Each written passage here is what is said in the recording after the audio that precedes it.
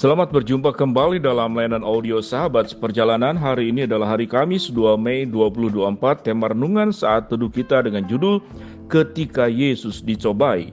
Firman Tuhan terambil dalam Lukas pasal 4 ayat yang pertama sampai dengan kedua. Yesus yang penuh dengan Roh Kudus kembali dari sungai Yordan, lalu dibawa oleh Roh Kudus ke padang gurun.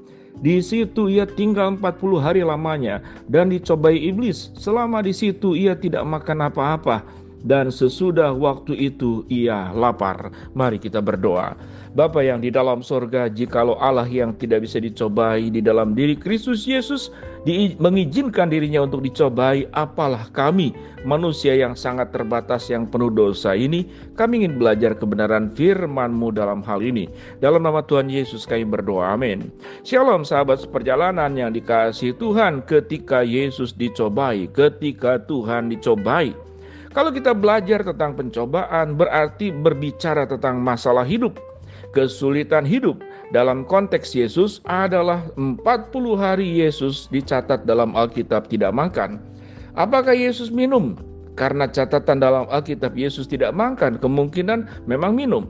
Ada sebuah pertanyaan, apakah bisa orang bertahan 40 hari dan kemudian tidak meninggal secara kedokteran?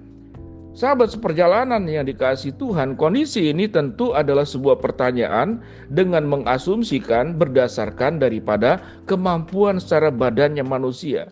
Kita tidak tahu bagaimana daya tahan Tuhan Yesus dalam dicobai oleh iblis 40 hari tidak makan. Mungkin secara manusia itu hal yang tidak mungkin. 7 hari mungkin sampai 10 hari. Itu orang bisa meninggal. Ke 11 hari mungkin terjadi halusinasi kemudian dan aspek-aspek lainnya. Alkitab tidak mencatat seperti demikian. Namun yang jelas ada sebuah hal yang kita perlu pelajari.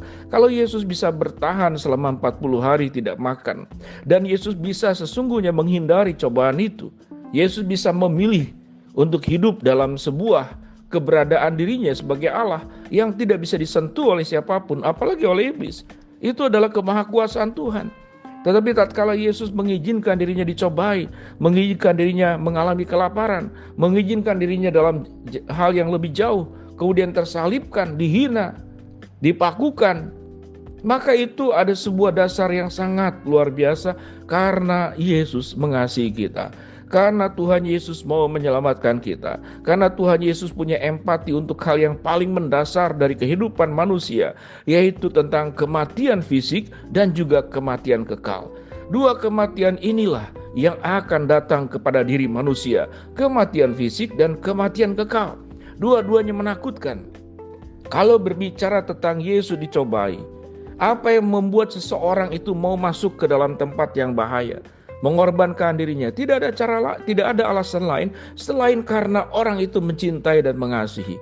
Kita tahu dengan jelas peristiwa seorang ibu dalam rangka melindungi bayinya keluar dari kebakaran.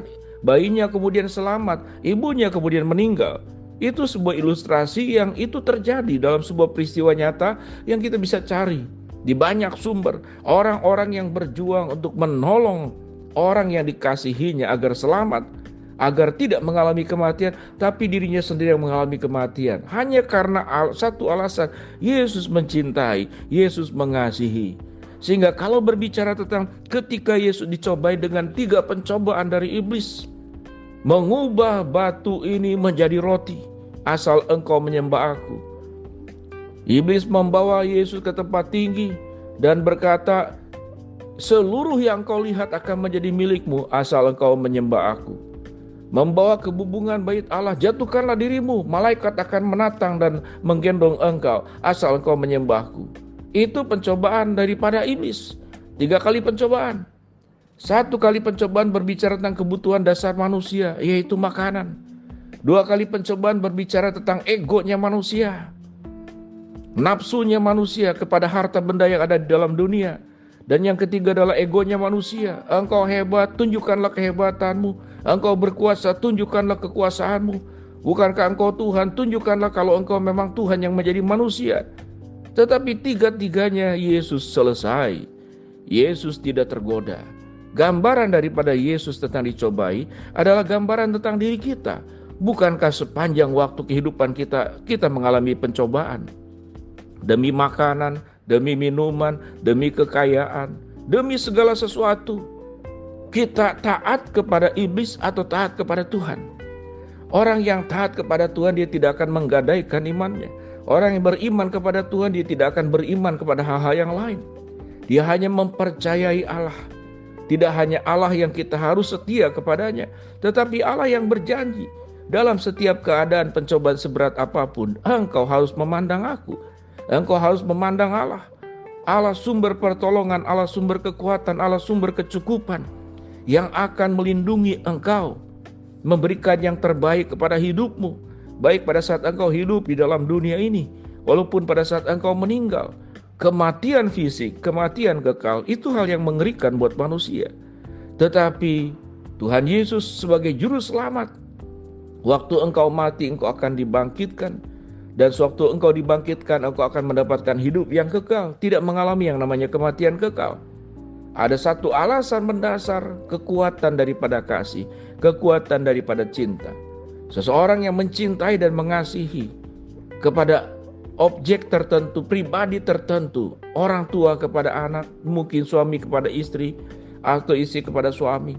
Kita berani memberikan apapun karena satu alasan, bahwa Yesus mencintai dan kita mencintai orang yang bersangkutan.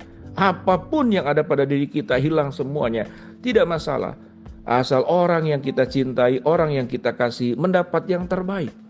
Dan itu yang dilakukan oleh Tuhan Yesus. Allah yang menjadi manusia, Allah yang maha kuasa, Allah yang tidak bisa disentuh, tetapi kemudian dicobai oleh iblis dan mengalami sebuah perjalanan yang namanya itu Via Dolorosa. Seluruh kehidupan Yesus dari terlahir sampai kemudian meninggal, semuanya menu hidupnya adalah penderitaan. Apa yang diterimanya adalah penghinaan, apa yang diterimanya adalah penolakan, apa yang diterimanya adalah ancaman kematian. Dan semuanya itu ditempuh dengan satu alasan, Yesus mengasihi kita, Yesus mencintai kita. Kalau Yesus sudah mengasihi dan mencintai kita, sebuah pertanyaan, apakah kita akan tetap setia mengikuti Yesus dan tidak menggadaikan iman kita? Siapa itu iblis? Iblis tentu tidak datang pada saat ini dalam rupa gigi bertaring, kepala bertanduk, lalu berjubah meninggi, lalu suaranya menakutkan. Iblis datang dalam bentuk godaan, penderitaan, kesulitan. Apakah kita akan tetap setia? Kemudian juga tawaran-tawaran kenikmatan dunia. Apakah kita tetap setia? Atau kemudian orang menggoda ego kita untuk menunjukkan ego kita, atau kemudian kita menunjukkan kemuliaan Allah. Pertanyaannya, apakah kita tetap setia kepada Allah? Kalau Allah sudah setia kepada kita, maka siogianya kita setia kepada Allah. Kalau Allah di dalam diri Kristus Yesus sudah memberikan yang terbaik, maka siogianya kita harus memberikan yang terbaik kepada Tuhan. Di dalam diri Kristus Yesus yang sudah menebus, menyelamatkan, menjaga, melindungi, memberkati, mencukupkan seluruh kebutuhan kita. Kalau Yesus rela dicobai, Yesus rela mengalami penderitaan, Yesus rela melakukan apapun demi engkau. Apa yang kau lakukan kepada Tuhan yang sedemikian luar biasa? Apa yang kau lakukan kepada Kristus yang sangat mencintai dan mengasihimu? Pertanyaan ini perlu dijawab dengan jawaban, ya, aku akan setia mengikut Tuhan. Mari kita berdoa. Bapa dalam surga, hamba-Mu berterima kasih buat firman yang kami pelajari. Kami berdoa buat sahabat seperjalanan yang sakit, Tuhan jamah sembuhkan. Sahabat seperjalanan yang sedang menghadapi masalah, Tuhan bukakan jalan. Sahabat seperjalanan yang sedang berdoa mengharapkan sesuatu, Tuhan kabulkan dengan cara dan waktunya Tuhan. Di dalam nama Tuhan Yesus kami berdoa. Amin. Shalom, Tuhan memberkati kita semua.